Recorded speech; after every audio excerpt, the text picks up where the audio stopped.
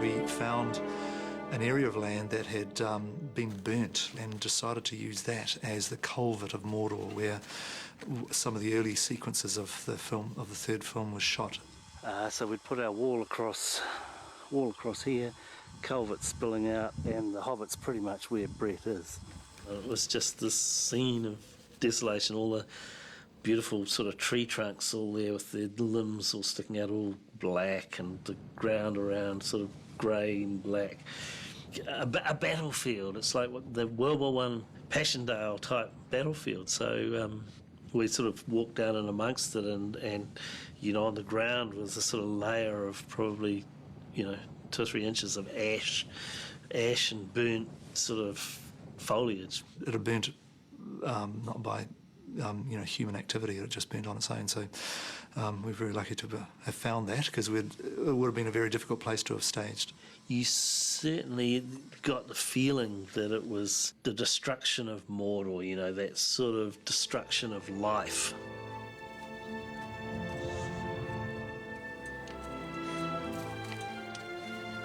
The location for the Fallen King that Sam and Frodo come across, that was shot in this amazing place called Makara, which is basically towards the southern coast outside of Wellington. We hadn't really had a lot of time to scout for potential locations, and ultimately we did so, but it was kind of fairly close to the time when we needed to shoot it. Peter didn't have an opportunity to come out and visit it, and it ended up being a farm. This is the Makara location proposed for the Morgul Crossroads. I'm looking here at the moment at the way that we would approach it coming towards us here. This direction here is towards Minas Morgul, and the road that comes down and meets the road, which will sort of cross here. One direction goes up the main access route into the site, which we'll address as far as these fallen logs up in the middle of the frame there, and then it'll come down in front of us here, sweep around and go up this hill here. It's an incredibly windy place, and that's why you get this great look of these windswept trees that have been sort of pushed around by these huge winds that come between the two islands, the North and the South Island. That was a great benefit to us. These great shaped trees with these partly dead limbs sticking out of them at odd angles was part of their beauty.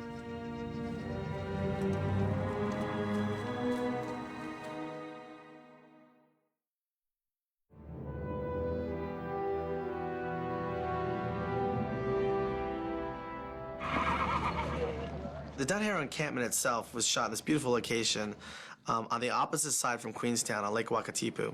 And the place we filmed was 3/4 around that lake in a place called Greenstone. Greenstone River is one of the most beautiful and good fishing river too. I don't know now, it's probably so popular from these movies. Possible Dunharrow establishing at night. Army way down below there. It was a 2-hour drive from Queenstown, and a lot of it was over windy gravel road, and in some places only one lane. So it was logistically a very difficult location to get to, particularly given that they wanted 200 horses and riders out there. And I know there was a lot of discussion about trying to find a more logistical friendly location. But we did look around a lot of places for the Dunharrow camp, but we never found anywhere as good as the Greenstone that had a field and it had trees, and it was just a perfect layout. The Dunharrow Plateau, we actually filmed it at a little quarry in Mount Victoria in Wellington. Peter's original concept was that we would shoot half the camp like a split screen and then move it over and then shoot the other half. That was filmed just around the bay from where I was living in Wellington. It was a disused quarry that had sort of grassed over and was part of the town belt, which is sort of park area in the middle of town. A lot of the shots that we filmed of the Dunharrow Plateau were done there. There was enough room to put, about 8 tents on there, space in between, and have this rocky kind of, foliage behind it. And that's where we shot the physical location of Aragorn walking across from his tent to Theoden's tent. So we basically had one location that was in Wellington, the other down in the deep south, and they brought them together with CGI, and it made it look like it was all in one place.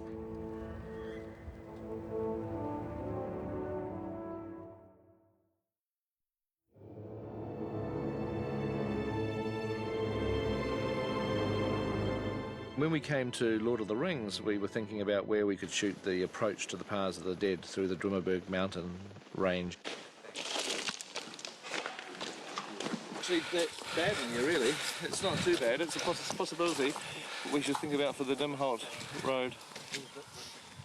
We looked around, but we couldn't find anywhere else. And I remembered the pinnacles. The Patangirua Pinnacles. That's a really amazing formation of rocks and shingle just on the south coast of the Wairarapa, just out of Wellington. My parents took me there when I was a kid. I'd been to the Pinnacles 2 or 3 times. I mean, ever since my childhood. We flew by helicopter from Wellington across the bays to these very fine peaks. It was an incredible location. It's this very eroded valley with this kind of limestone rock formations where it's just eroded away and left these incredible fingers of stone pointing up into the sky. A lot of it looks a lot like the Badlands in South Dakota, just sort of a seemingly lifeless place. Perfect for the Paths of the Dead, just this very forbidding, harsh environment. It was a great spot to do the Dimholt Road, which leads to the Path of the Dead, because it has these incredibly steep, narrow sort of crevices. This is, I think, Dimholt Road, the best one we've seen, which is quite broad. Getting tighter and tighter all the time. There is an issue to do with probably a hard hat area in a way, because stones fall. You had to be careful when you went into narrow caverns, because it is so unstable that, you know, a huge rock could fall from a height and do you damage. Each one of us there would look around and you had a sense of it being quite a special geographical place.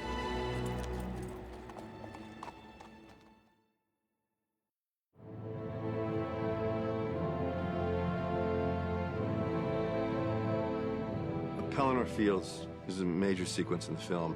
This is the ground right between Osgiliath and Minas Tirith. We looked for a flat plains that had some hills in the background. We also wanted to have that feeling like, you know, almost like fields of grain could have been planted there, you know. It kind of had that, you know, beigey sort of dry ground landscape. We found a location in the middle of the South Island of New Zealand, a small town called Twizel. In an area called Mackenzie Country. A lot of Scottish people live there. It's the original settlers there were Scottish, and Mackenzie being a colourful character that the area is sort of named after from the 19th century. The communities there were basically built up for all these hydro dams that have been created to take advantage of the different lakes and waterways that were in that area. And Twizel was built as a town to house the workers that built this hydroelectric system. And then as the dams were built, the town sort of dwindled, and then over time it's become somewhat of a retirement community, and people have moved into these housing that were originally built to house the workers on the dams. Twizel was like, you know, you bring a lot of books to Twizel, and you bring a lot of music, and you're aware of the fact that you're probably going to go to bed early. I mean, they had one bar where we played pool quite a lot. The property we filmed on there was Ben O'Howe Station, which is run by Simon Cameron, who's a descendant of some of those original Scottish people. And we used that same field for filming both Baramir's charge towards Osgiliath and also the attack of the riders of the Rohirrim as they swept down towards the Orcs. There is a little hillock just over here which would be good for that third and coming up onto the rise, and it's quite steep on the other side, so you get a fast reveal.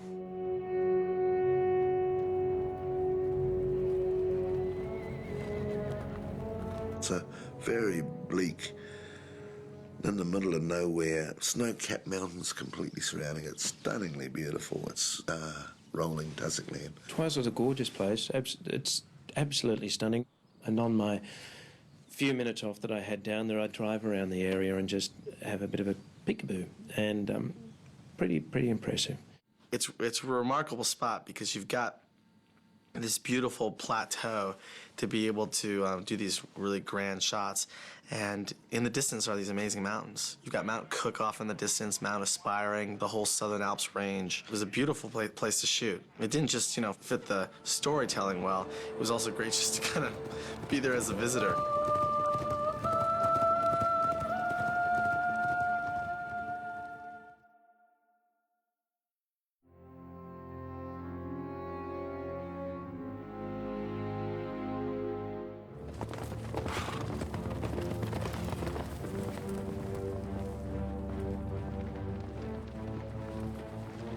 The Black Gates we were on around the other side of Ruapeo, off Desert Road in a place called the Rangipo Desert. We location scouted all around New Zealand for this location, which was a very particular look outside the Black Gates. I guess the purpose of this recce is to nail down a position for where these soldiers would be and where Aragorn, just know whereabouts we're going to shoot. Yes. And nail down a position for the Black Gates.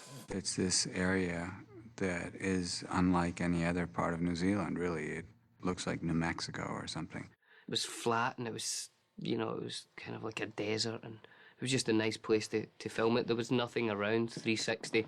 So we're basically looking for a sort of a bit of raised ground in front of a big bit of flat ground with a bit of raised ground that we can park some soldiers on. The only place we could find that was expansive enough and had the right terrain was a piece of the military training area near Mount Ruapehu in the central North Island. And in fact, within this whole military training area, which is, 20 or 30 miles in circumference, there was only one place in the middle of that was really suitable with the featureless flat sands. And we looked around there with the army and we said, look, this is perfect.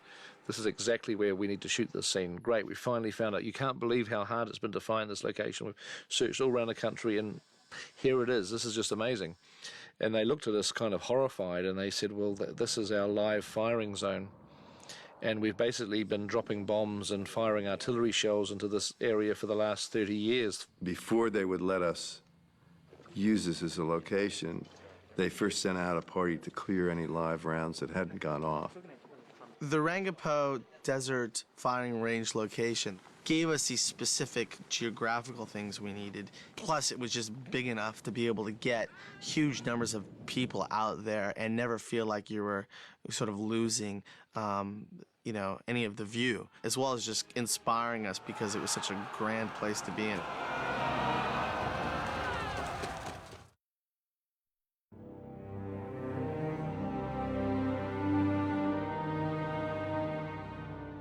The locations that we used for Return of the King for Mordor were pretty much the same locations, certainly the same geographical area in New Zealand as the Emin Muir landscapes for Two Towers.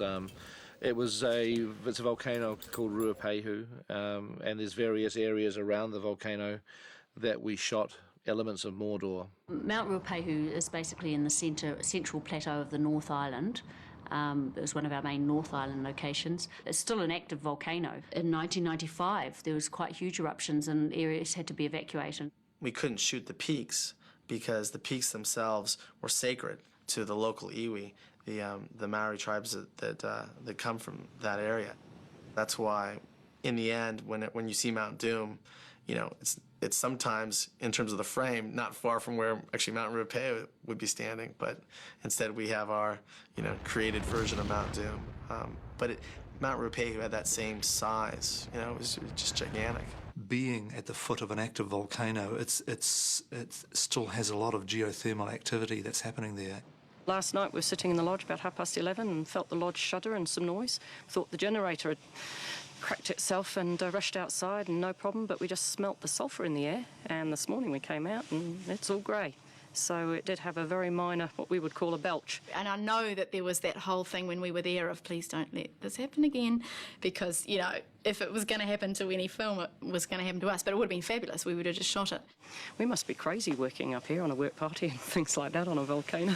Mount Ruapehu, all the way up there was really tough because it's a hard location. It's hard to get up to. It's actually also a ski resort or ski field, complete with a lodge and chair lifts. And when it's not ski season, you can actually take the chairlift up before lunch and then to come back down for lunch. It was really cool. And then it was time to go back to work, so we get on the chairlift and go back up to the mountain and cry and suffer. So the Whakapapa ski field on one side of Ruapehu, that was used for a lot of the salmon Frodo crawling up, working their way up Mount Doom.